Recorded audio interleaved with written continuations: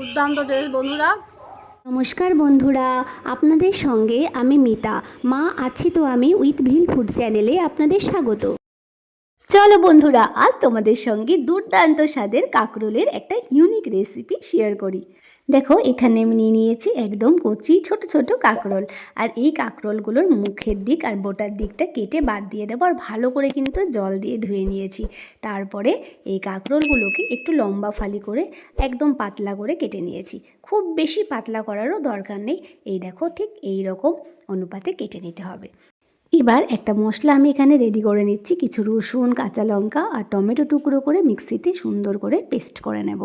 আর এদিকে যে কাঁকরোলগুলো কেটে রেখেছিলাম সেই কাঁকরোলগুলোতে ভালো করে কিন্তু হলুদ দিয়ে মাখিয়ে নেব।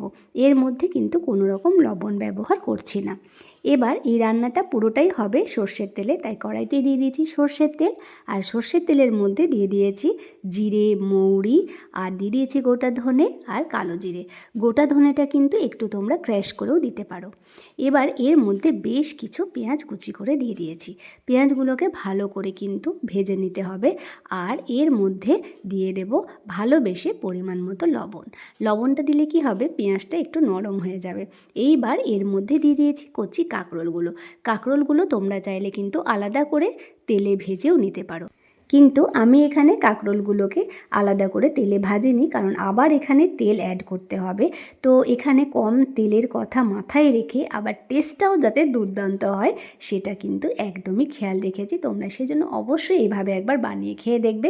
তো কড়াইতে দেখো সমস্ত কাঁকরোলগুলোকে নামিয়ে রেখে কড়াইতে আবার সর্ষের তেলে দিয়ে দিয়েছি মিক্সিতে বেটে রাখা পেস্টটা। আর এর মধ্যে কিছু গুঁড়ো মশলা যেমন হলুদ গুঁড়ো, ধনে গুঁড়ো, জিরে গুঁড়ো দিয়ে দিয়েছি, শুকনো লঙ্কার গুঁড়ো, আর দিয়ে দিয়েছি অল্প একটুখানি হিং দিয়ে ভালো করে কিন্তু মশলাটা মিডিয়াম ফ্লেমে ভেজে নিতে হবে। আর এটার মধ্যে রসুনের যাতে কাঁচা গন্ধটা না থাকে সেটা কিন্তু অবশ্যই মাথায় রাখতে হবে। আর দিয়ে দিয়েছি ভালোবেসে আবার পরিমাণ মতো লবণ। আগেও কিন্তু পেঁয়াজ ভাজার সময় লবণ অ্যাড করেছি, সেটা অবশ্যই মাথায় রাখতে হবে। আর দেখো, মশলাটা কষানো হয়ে গেছে। এবার এর মধ্যে দিয়ে দিয়েছি ভেজে রাখা কাঁকরোলগুলো, আর ভালো করে নাড়াচাড়া করে এর মধ্যে দিয়ে দেব পরিমাণ মতো গরম জল। এখানে কিন্তু খুব বেশি জল আমি দিয়ে দিই, একদমই গামাখা রান্নাটা হবে। তো সেই কারণে ভালো করে কাঁকরোলগুলোকে নাড়াচাড়া করে এর মধ্যে একটা ঢাকনা দিয়ে ঢেকে রাখতে হবে 15 মিনিট মতো। আর দেখো, লো হিটে রান্নাটা হবে। 15 মিনিট পরে ঢাকনাটা খুলে একদমই রান্নাটা প্রায় রেডি হয়ে এসেছে। তার মধ্যে কিন্তু ট্যাঙ্গি ফ্লেভারের জন্য দিয়ে দিয়েছি হাফ চামচ পরিমাণ মতো আমচুর পাউডার। তোমরা যদি টকটা কম খাও তাহলে এটা স্কিপ করতে পারো। আর একদম গ্যাসের ফ্লেম অফ করে দিয়ে দিয়েছি তাজা ধনেপাতা। আর কুচনো ধনেপাতা দিয়ে গরম গরম কাঁকরোল মশাল্লাম বা মশলাদার কাঁকরোল রেডি টু সার্ভ। ভাত, রুটি, পরোটার সাথে জমিয়ে খাও।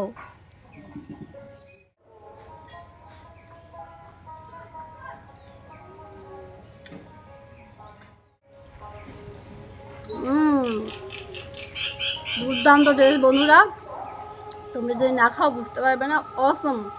তোমরা একবার এভাবে অবশ্যই কাঁকরোল বানিয়ে খেয়ে দেখবে, খুবই ভালো লাগবে। আর আমার ইউটিউব চ্যানেল মা আছি তো আমি উইথ ভিল ফুড অবশ্যই সাবস্ক্রাইব করে পাশে থেকো নতুন নতুন রান্না শেখার জন্য। বন্ধুরা, ভিডিওটা ভালো লাগলে লাইক, শেয়ার, কমেন্টস করো। সাবস্ক্রাইব করতে ভুলে যেও না। বন্ধুরা, পাশে থাকার জন্য ধন্যবাদ।